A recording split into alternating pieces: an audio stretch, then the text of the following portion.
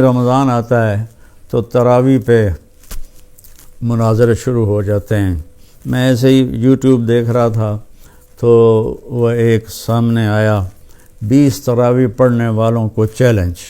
او بھائی اللہ کے واسطے یہ چیلنج اپنے پاس رکھو۔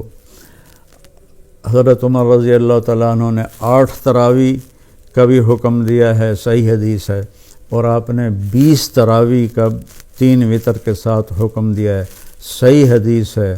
کوئی اس پہ عمل کر لیتا ہے، کوئی اس پہ عمل کر لیتا ہے، دونوں ٹھیک ہیں۔ باقی یہ نوافل ہیں، کوئی 20 پڑھو 40 پڑھو، اہل مدینہ 40 پڑھتے تھے۔ یہ تراویح کا لفظ کہاں سے آیا کہ اہل مکہ 4 رکعت پڑھتے تھے پھر 1 طواف کرتے تھے۔ ترویح کہتے ہیں تھوڑی دیر کے آرام کو، پھر 4 رکعت پڑھ کے اور 1 طواف کرتے تھے، تو اس طرح ان کو تھوڑا آرام بھی ہو جاتا تھا، پھر آگے شروع ہو جاتے تھے۔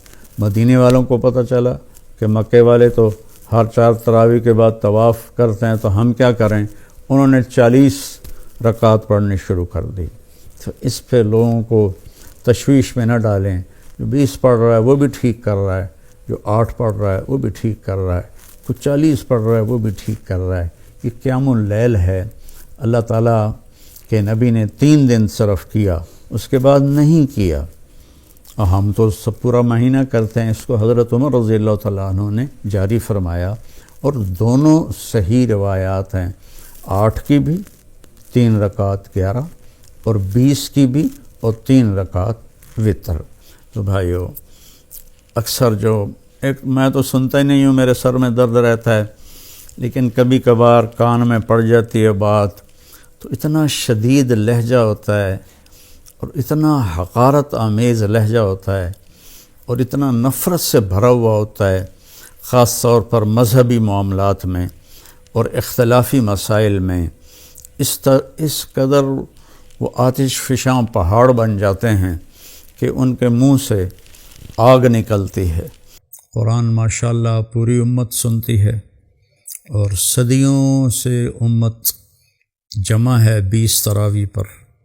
حضرت عمر کے زمانے سے لے کر آج تک امت کا بہت بڑا طبقہ 20 تراویح پڑھ رہا ہے۔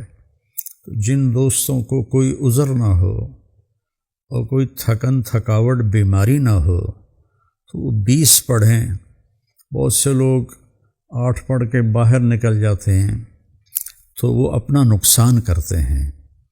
میں یہ نہیں کہہ رہا کہ انہیں گناہ ہوگا، میں یہ کہہ رہا ہوں کہ انہیں نقصان بہت بڑا ہوگا کہ انہوں نے 24 سجدے انہوں نے ضائع کر دیے، جو بعد میں انہوں نے 12 رکعت میں پڑھنے تھے، اور وتر کے سجدے بھی باجماعت ضائع کر دیے۔ تو نوجوانوں سے، صحت مند لوگوں سے میری گزارش ہے کہ امت کا عمل 20 پہ رہا ہے، 20 پڑھنے کی ہمت فرمائیں۔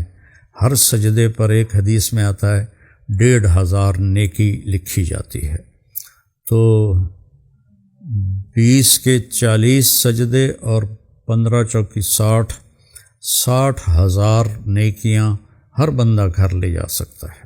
کسی کو عذر ہے، معذوری ہے، وہ 8 پڑھ لے، 10 پڑھ لے، تو وہ کوئی اس میں گناہ نہیں ہے۔ اللہ تعالیٰ لیکن جتنی مشقت اٹھائیں گے اتنا ہی اللہ ہم پہ راضی ہوگا۔ کثرت سے تلاوت کریں قرآن کی۔ بخاری شریف کی روایت ہے، کانا رسول اللہ صلی اللہ علیہ وسلم اجود الناس، اللہ کے نبی سب سے زیادہ سخی تھے۔ وَأَجْوَدُ مَا يَكُونُ فِي رَمَضَانَ حِينَ يَلْقَاهُ جِبْرِيلُ يَأْتِيهِ كُلَّ لَيْلَةٍ فَيُدَارِسُهُ الْقُرْآنَ، اور رمضان میں آپ بہت زیادہ سخی ہو جاتے تھے جب جبریل آتے تھے۔ روزانہ رات کو آپ جبریل کے ساتھ قرآن کا دور فرماتے تھے۔ تو یہ واحد نبی ہیں جن کے پاس اتنی کثرت سے جبریل تشریف لائے، ہر رات تشریف لاتے تھے۔ میرے نبی کو 9 رمضان ملے، تو ہر رات کو، اور آخری رمضان میں 2 دفعہ آتے تھے، 2 دفعہ قرآن کا دور ہوا آپ کا جبریل کے ساتھ، اور فرمایا ولا رسول اللہ صلی اللہ علیہ وسلم اجود بالخیر من رمضان من الریح المرسلہ کہ اللہ کے نبی رمضان میں جبریل کے ملنے پر تیز ہوا سے بھی زیادہ آپ کی سخاوت ہوتی تھی۔